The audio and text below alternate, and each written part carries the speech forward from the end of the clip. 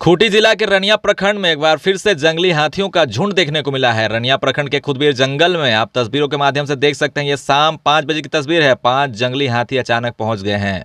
5 जंगली हाथी के पहुंचने से आसपास के गांव में भय व्याप्त हो गया है, क्योंकि जंगली हाथी के आने से अक्सर जंगली हाथी घरों को क्षतिग्रस्त कर घर में रखे अनाज को खा जाते हैं।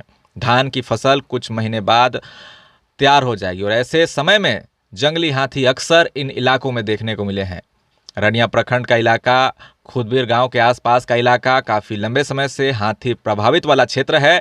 समय समय पर जंगली हाथी इन इलाकों में देखने को मिलते हैं। अब ग्रामीणों के पास एक समस्या है कि कैसे इन हाथियों को अपने गांव से भगाया जाए जंगल की तरफ, क्योंकि बारिश काफ़ी तेज हो रही है, लगातार बारिश हो रही है और ऐसे में मसाल कैसे जलाया जाए।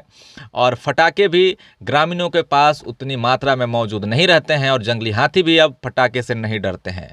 काफ़ी ज़्यादा नुकसान रनिया प्रखंड के इलाके में हुई है, कई लोगों की जानें भी गई हैं।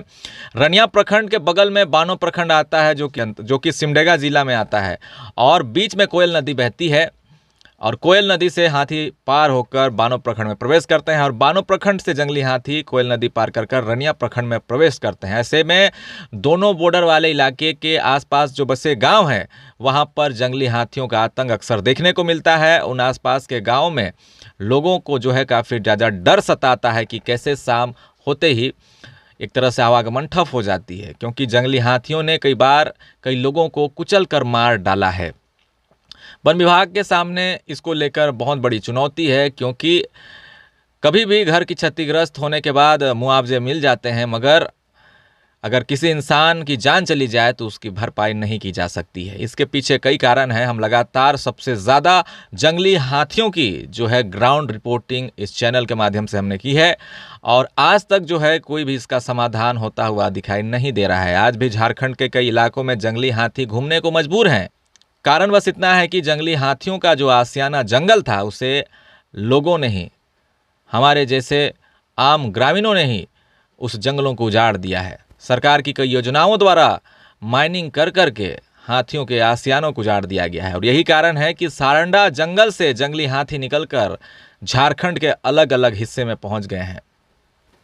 आप खुद एक बात सोचें कि अगर आपको आपके घर से निकाल दिया जाए तो आप आखिर कहाँ भटकेंगे।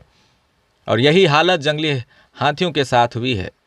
वो एक मासूम जानवर हैं, मगर मजबूरी है उनके पास, क्योंकि भूख उन्हें भी लगती है और उसी भूख की वजह से जंगली हाथी ग्रामीणों के घर को नुकसान पहुंचाते हैं, घर में रखे अनाज को खाते हैं, क्योंकि जंगलों में उनके रहने की जगह अब नहीं रह गई है। जंगल उजाड़े जा रहे हैं, अवैध माइनिंग की जा रही है। आखिर जंगली जानवर जाए तो जाए कहाँ।